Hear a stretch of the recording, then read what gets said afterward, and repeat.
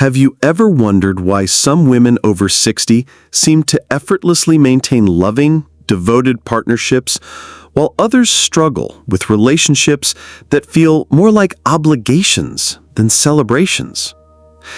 Have you noticed that the most brilliant women of our generation approach love differently than they did in their younger years? Welcome to Wise Advice for Elderly. So grateful to have you here. Today, I invite you to discover the 4 profound ways that brilliant women over 60 approach relationships, not with the desperate strategies of youth, but with the wisdom that comes from understanding what truly matters in love's later chapters.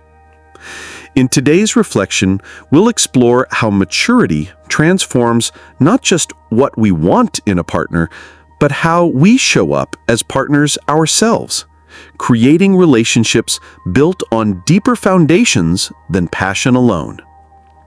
Before we begin this journey of mature love wisdom, please take a moment to click the like button, subscribe to Wise Advice for Elderly, and turn on the notification bell so you never miss a single insight on living and loving wisely in the years that matter most. Thing number 1.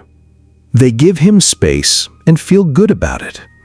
The first thing brilliant women over 60 do differently is understanding that love is not possession, but appreciation. They've learned to honor a man's need for independence without taking it as rejection or abandonment. In our younger years, many of us confused closeness with constant togetherness, believing that if someone truly loved us, they would want to spend every available moment in our presence. But brilliant women over 60 have discovered a profound truth. Space in a relationship is not emptiness to be feared, but breathing room that allows love to flourish. There was a woman named Eleanor, a 64-year-old widow who had been married for 38 years to a man who required very little space. When she began dating Robert, a retired teacher who valued his weekly fishing trips with friends and his daily walks alone, her first instinct was to feel threatened. But instead of demanding more of his time, she recognized this as an opportunity to rediscover herself. The ancient Chinese philosophy of Wu Wei teaches us about the power of non-action. Sometimes the most loving thing we can do is not interfere.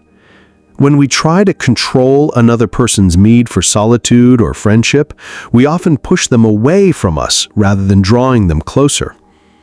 Rumi, the great poet of love, wrote, "Let yourself be silently drawn by the strange pull of what you really love. It will not lead you astray." When we trust that love will draw our partners back to us naturally, rather than trying to rope them to our side, we create space for genuine choice rather than obligation. This doesn't mean being a doormat or accepting neglect. It means having the emotional maturity to distinguish between a man who needs healthy space and a man who is emotionally unavailable. Brilliant women over 60 trust themselves enough to know the difference, and they trust their partners enough to allow natural rhythms of closeness and independence. When Eleanor stopped monitoring Robert's schedule and started appreciating the quality of their time together rather than the quantity, something beautiful happened. He began choosing to spend more time with her, not because he felt obligated, but because he genuinely wanted to share his experiences with someone who celebrated his autonomy rather than resenting it. Thing number 2. They maintain their own rich, fulfilling lives. The second thing brilliant women over 60 do differently is understanding that they are not half people looking for completion, but whole beings choosing to share their abundance with someone equally whole. At this stage of life, we've had decades to discover who we are beyond our roles as daughters, wives, or mothers. We've developed interests, friendships, and passions that belong entirely to us. Brilliant women over 60 don't abandon this hard-won independence when they find love. They bring it into the relationship as a gift. I knew two women, both 66, who approached late-in-life relationships very differently. Margaret gave up her book club, her volunteer work, and her weekly lunches with friends when she started dating Harold. Within months, Harold began to feel suffocated by her constant availability and focus on their relationship. Susan, on the other hand, maintained her photography classes, her hiking group, and her work at the animal shelter when she met James. She was excited to share these interests with him, but she didn't abandon them for him. James found himself not just attracted to Susan, but fascinated by her world, wanting to be part of a life that was already rich and meaningful. Aristotle taught that happiness depends upon ourselves. When we make our happiness dependent on another person, we burden them with an impossible responsibility and rob ourselves of our own power.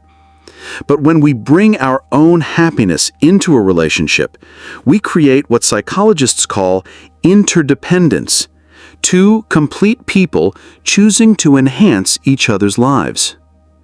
The Stoic philosopher Seneca wrote, "Every new beginning comes from some other beginning's end." For brilliant women over 60, the end of depending on others for fulfillment becomes the beginning of offering their own fulfilled lives as a foundation for partnership. This isn't about being selfish or unavailable. It's about understanding that the most attractive thing about a mature woman is often the life she's built for herself, her interests, her growth, her contributions to the world. When we maintain these elements of ourselves, we remain interesting, we stay connected to our own vitality, and we offer our partners a relationship with someone who is continuously evolving. Have you found that maintaining your own interests actually strengthened your relationship? Share your experience in the comments below. Your story might inspire another woman to embrace her independence within love. Thing number 3, they know their worth and never compromise it. The third thing brilliant women over 60 do differently is approaching relationships from a place of self-respect rather than self-doubt. They've learned that being alone is better than being with someone who doesn't honor their value. At our age, we've made enough compromises to know which ones lead to resentment and which ones lead to growth. We've learned the difference between healthy accommodation and unhealthy diminishment of self. Brilliant women over 60 refuse to accept behavior that younger women might tolerate out of fear or inexperience. This self-respect shows up in how they communicate their needs, how they respond to disrespect, and how they maintain their standards even when they're deeply attracted to someone. They've learned that desperation is the enemy of love, and that self-respect is often what transforms a casual relationship into a committed one. There was a woman named Dorothy who at 68 met Frank through a church singles group. Frank was charming and attentive, but he had a habit of making last-minute cancellations and often seemed more interested in what Dorothy could do for him than in who she was as a person. The younger Dorothy might have made excuses for his behavior, hoping that her patience would eventually be rewarded with his commitment. But the 68-year-old Dorothy had learned something crucial.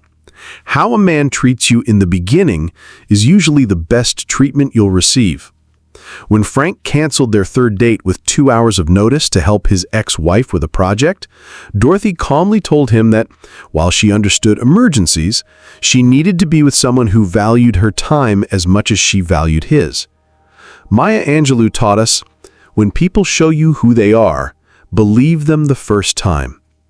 Brilliant women over 60 have learned to pay attention to actions rather than words, patterns rather than promises, and consistency rather than intensity.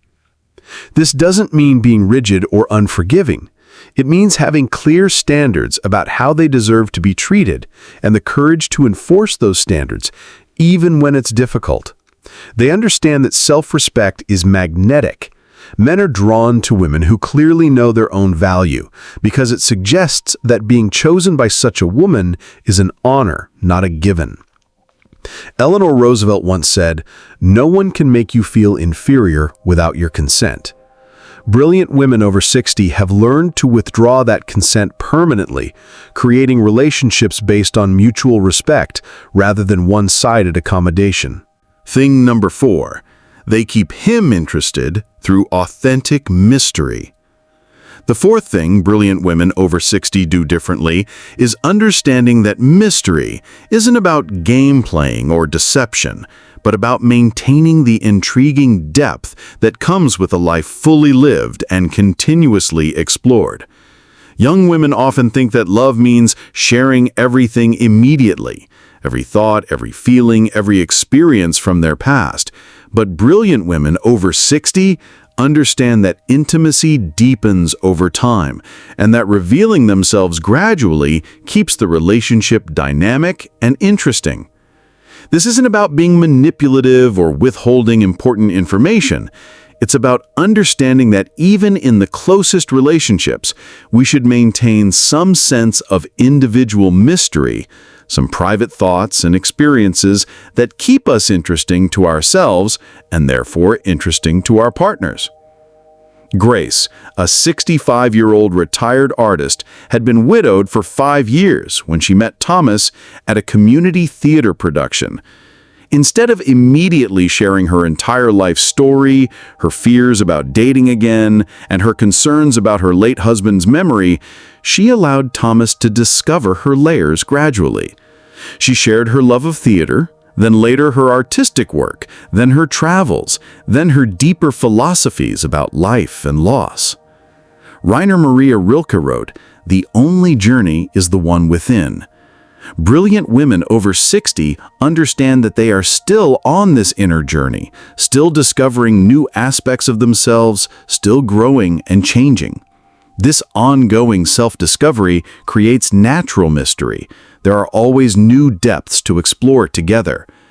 This also means staying curious about life, continuing to have new experiences, learning new things, and maintaining interests that exist independent of the relationship. When a woman remains curious about the world, she remains interesting to be around. The ancient Greeks had a concept called philanthropy, the love of learning. When we maintain this love of learning throughout our lives, we never become boring or predictable. We continue to surprise not only our partners, but ourselves.